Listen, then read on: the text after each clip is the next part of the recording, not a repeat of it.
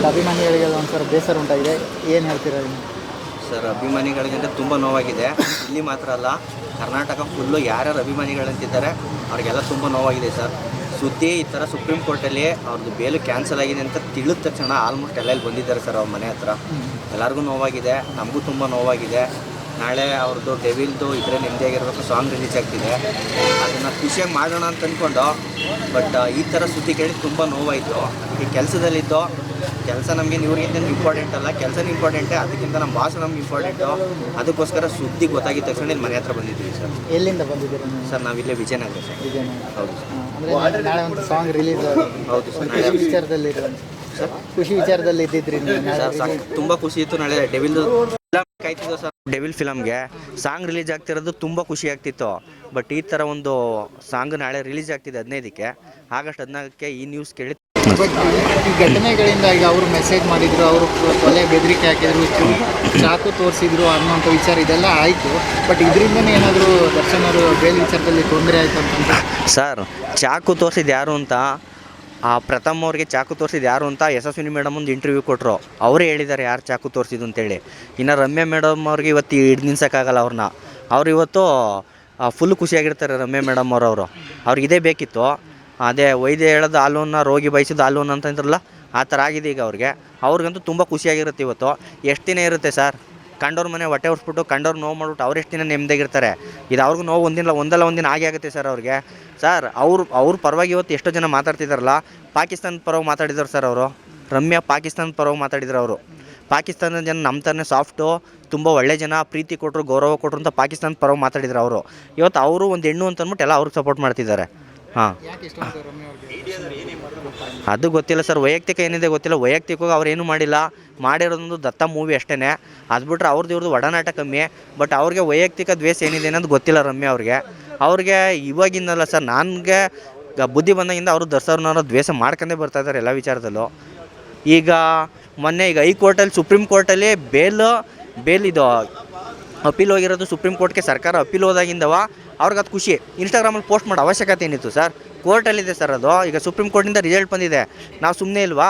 ಅದು ಹೆಂಗೆ ಬತ್ತು? ಈಗ ಬೇಲ್ ಕ್ಯಾನ್ಸಲ್ ಆಯಿತು, ನೋವಾಯಿತು, ಸುಮ್ಮನೆ ಇದೀವಿ. ನಾವೇನೇನು ಮಾಡೋಕ್ಕಾಗುತ್ತೆ? ಅವರು ಸುಮ್ಮನೆ ಇರ್ಬೋದಿತ್ತಲ್ವ? ಅವ್ರೇನಕ್ಕೆ ಸರ್ ಪೋಸ್ಟ್ ಹಾಕಬೇಕಿತ್ತು? ಯಾರೋ ಫೇಕ್ ಅಕೌಂಟ್ ಕ್ರಿಯೇಟ್ ಮಾಡ್ಕೊಂಡು ಇವ್ರಿಗೆ ಮೆಸೇಜ್ ಮಾಡು ಅಂತ ಅಂದ್ಬಿಟ್ಟು ಇವರೇ ಯಾವುದೋ ಒಂದು ಸ್ವಲ್ಪ ದಿನಗಳಿಂದ ಫೇಕ್ ಅಕೌಂಟ್ ಕ್ರಿಯೇಟ್ ಮಾಡ್ಕೊಂಡು ಮೆಸೇಜ್ ಮಾಡಿ ಅಂತ ಇವರೇ ಹೇಳಿದ್ದೆಲ್ಲ ಪಬ್ಲಿಕ್ ಆಗಿದ್ದಿಲ್ಲ ಸರ್ ವಿಡಿಯೋ. ಇವರೇ ಹೇಳಿದಾರಲ್ಲ ಸರ್. ಮತ್ತು ಇವ್ರು ಒಳ್ಳೆ ಸಂದೇಶ ಏನು ಕೊಡ್ತಿದ್ದಾರೆ ಪಬ್ಲಿಕ್ಗೆ, ಕಾಮನ್ ಪೀಪಲ್ಗೆ, ಯುವಕರಿಗೆಲ್ಲ ಇವ್ರು ಕೊಡ್ತಿರೋದೆಲ್ಲ ಒಳ್ಳೆ ಸಂದೇಶ ಏನಿದೆ ಸರ್? ಕೊಡ್ತಿರೋದೆಲ್ಲ ಬರೀ ಒಬ್ಬರು ಚೆನ್ನಾಗಿರೋರನ್ನ ತುಳಿಬೇಕು, ನಾವು ಹೆಸರು ಮಾಡಬೇಕು. ಅವ್ರ ಹೆಸರು ಸೈಲೆಂಟಾಗಿತ್ತು, ಎಲ್ಲೂ ಇರಲಿಲ್ಲ, ರಾಜಕೀಯದಲ್ಲೂ ಇರಲಿಲ್ಲ, ಫಿಲಮ್ ಇಂಡಸ್ಟ್ರಿಲೂ ಇರಲಿಲ್ಲ, ಹೆಸರಾಗಬೇಕಾಗಿತ್ತು. ರಮ್ಯಾನ ಹೆಸರು ಜನ ಮರ್ತಿದ್ರು. ರಮ್ಯಾ ಅಂತ ಒಬ್ಬರು ನಟಿ ಇದ್ರು ಕನ್ನಡದಲ್ಲಿ ಅಂತ ಮರ್ತಿದ್ರು. ಅದನ್ನು ನೆನ್ಪು ಮಾಡಬೇಕಿತ್ತು. ನೆನ್ಪು ಮಾಡೋಕ್ಕೆ ಯಾವುದೇ ವಿಚಾರ ಬಂದು ಎತ್ಕೊಳ್ಳೋದು ದರ್ಶನ್ ಸರ್ ಹೆಸ್ರನ್ನ.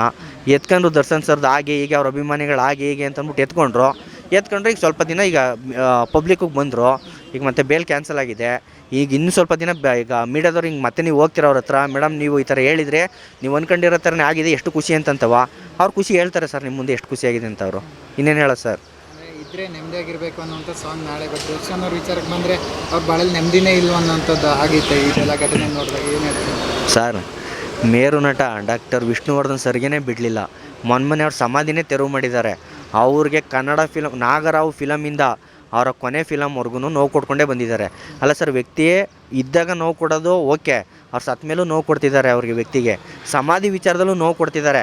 ಅಂಥ ವ್ಯಕ್ತಿಗೆ ನೋವು ಕೊಟ್ಟ ಮೇಲೆ ಇನ್ನು ನಮ್ಮ ಬಾಸು ಕೊಡದೇ ಇರ್ತಾರೆ ಸರ್? ಕೊಡ್ತಿದ್ದಾರೆ. ಆರು ಎಲ್ಲರೂ ಬರ್ತಿದ್ದಾರೆ ಸರ್. ಅವ್ರ ಅಡ್ಡ ಬರೋರೆಲ್ಲ ತುಳ್ಕೊಂಡು ಎಲ್ಲರಿಗೂ ಉತ್ತರ ಕೊಡ್ಕೊಂಡೇ ಬರ್ತಿದ್ದಾರೆ ಸರ್. ಉತ್ತರ ಕೊಡ್ಕೊಂಡೇ ಬರ್ತಿದ್ದಾರೆ.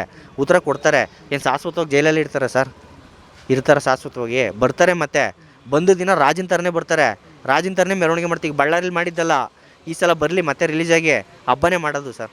ಹಬ್ಬನೇ ಮಾಡ್ತೀವಿ ಸಾಂಗ್ ರಿಲೀಸ್ ಇದೆ ನಾಳೆ. ಯಾವ ರೀತಿ ಮೆರೆಸ್ತೀರ ಸಾಂಗ್ ಸರ್? ಈ ವಿಚಾರ ಕೇಳ್ಬಿಟ್ಟು ಸಾಂಗನ್ನ ಯಾವ ಥರ ನಾವು ತಗೋಬೇಕು ಅಂತಲೇ ಗೊತ್ತಾಗ್ತಿಲ್ಲ ಸರ್. ಖುಷಿಯಿಂದ ತಗೋಬೇಕು, ದುಃಖದಿಂದ ತಗೋಬೇಕು ಅನ್ನೋದು ಗೊತ್ತಾಗ್ತಿಲ್ಲ. ಬಟ್ ದುಃಖದಿಂದಂತೂ ತಗೊಳ್ಳಲ್ಲ, ಖುಷಿಯಿಂದನೇ ತಗೊಂಡು ಸಾಂಗು, ಫಿಲಮು, ಟೀಸರ್ ಏನೇ ರಿಲೀಸ್ ಆಗಲಿ ಮಾತ್ರ ನಾವು ಇಟ್ಟು ಮಾಡೇ ಮಾಡ್ತೀವಿ ಸರ್. ಅದನ್ನ ಫಿಲಮ್ ಅಂತೂ ಬಿಡೋಲ್ಲ. ಕರ್ನಾಟಕ ಕಾಯ್ತಾ ಇರೋದೇ ಡೆವಿಲ್ ಮೂವಿಗೋಸ್ಕರ. ಫಿಲಮ್ ರಿಲೀಸ್ ಆಗಲಿ, ಡೆವಿಲ್ಲು ಹಬ್ಬನೇ ಮಾಡ್ತೀವಿ ಸರ್. ದಸರಾಗೆ ಬರುತ್ತೆ ಡೆವಿಲ್ಲು, ಬರಲಿ. ಬಂದ ದಿನ ದಸರಾ ಜೊತೆಗೆ ಡೆವಿಲ್ ದಸರಾ ಮಾಡ್ತೀವಿ ಸರ್ ನಾವು. Okay, thank you sir. SS TV cinema ಜಗತ್ತಿನ ಕ್ಷಣ ಕ್ಷಣದ ಸುದ್ದಿಯೊಂದಿಗೆ.